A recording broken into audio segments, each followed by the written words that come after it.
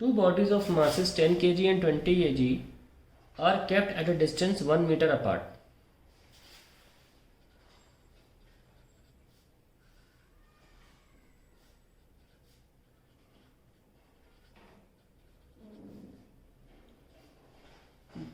And release करोगे तो पास आएंगे.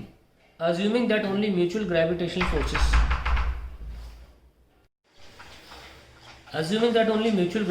forces acting, find the speed of the particles when the separation decreases to 0.5.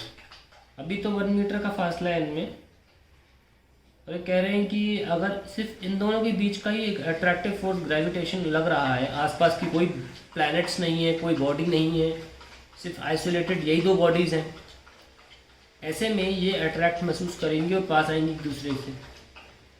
तो मान लो जब 0.5 की दूरी पर होंगी तब इनकी अपनी अपनी गति कितनी होगी ये निकालना है, v1 v2.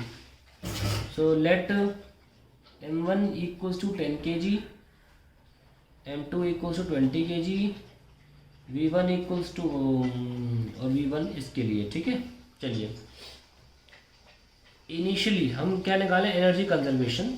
सबसे पहले जब इनको रखा गया इनके पास केवल पोटेंशियल एनर्जी थी जो कि होती है जी m1m2 डिवाइड बाय r12. बाद में क्या हुआ, बाद में इस पोजीशन पर आ गए, अब इनके पास अलग पोटेंशियल एनर्जी है 0.5 की दूरी वाली, इसको r डैश ले लिया. साथ में दोनों के पास काइनेटिक एनर्जीज भी हैं, हाफ m1 v1 स्क्वायर और हाफ m2 v2 स्क्वायर भी है. ठीक है, आइए सब सॉल्व करते हैं. तो half m1 v1 square plus half m2 v2 square is equals to g m1 m2 common ले लिया, वहाँ चला जाएगा तो 1/r12 डैश पहले लिखा जाएगा और माइनस वाला टर्म बाद में लिखा जाएगा. अब देखो जी को मत सॉल्व करो, m1 m2 कितना है, m1 10 है, 20 है तो 200 हो जाएगा. जी 1/0.5 इज 2, माइनस 1/1 इज 1, 2 माइनस 1 1, तो 200 जी के बराबर हो गया. m1 v1 square plus m2 v2 square is equals to 2 वहाँ भेज दो, 400 जी के बराबर हो गया ये टर्म. अभी जगह नहीं है इसलिए मैंने बॉक्स बना दिया ताकि आप अगली बार यहीं से स्टार्ट करें. और इस पेज में जगह है.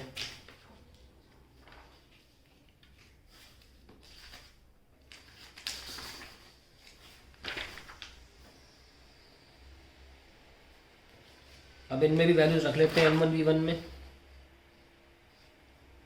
m1 v1 square plus m2 v2 square is equals to 400 जी.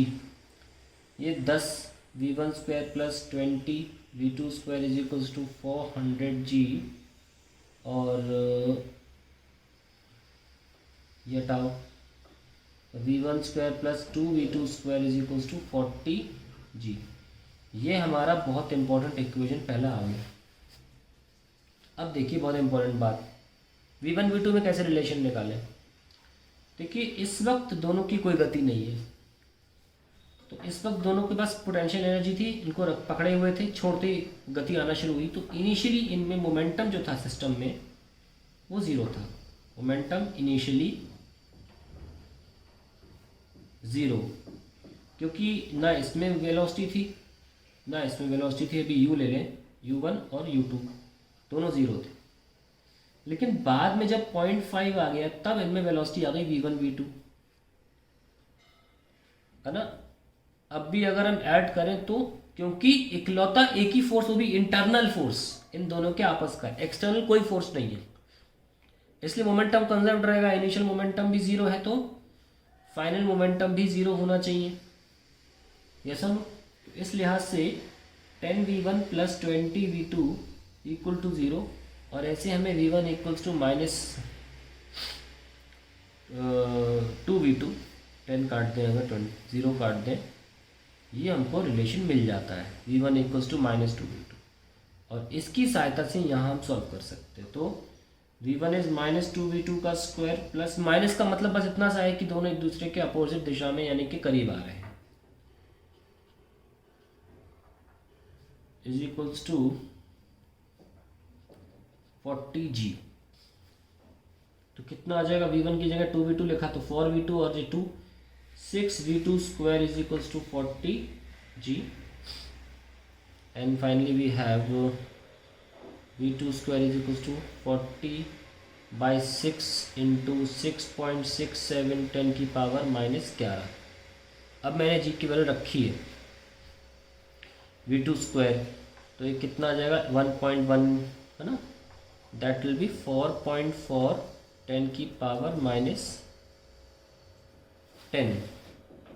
वो मैंने यहाँ से एक ज़ीरो यहाँ दे दिया है तो 10 हो गया, तो v2 विल बी 4.4। ना 4 का कितना होता है 2 स्क्वायर रूट, तो 4.4 का 2.1 ले लीजिए, तो 2.1 10 की पावर -10 हो जाएगा -5। तो ये आपका पास v1 आ गया, और v2 कितना आ गया, v2 आया ये, और v1 डबल होगा, so we have v1 as 2.1 10 की power -5 and v2 will be double 4.2 10 की power -5 meter per second. So that is the answer to the question, the velocities of the two bodies at 0.5 meters from each other.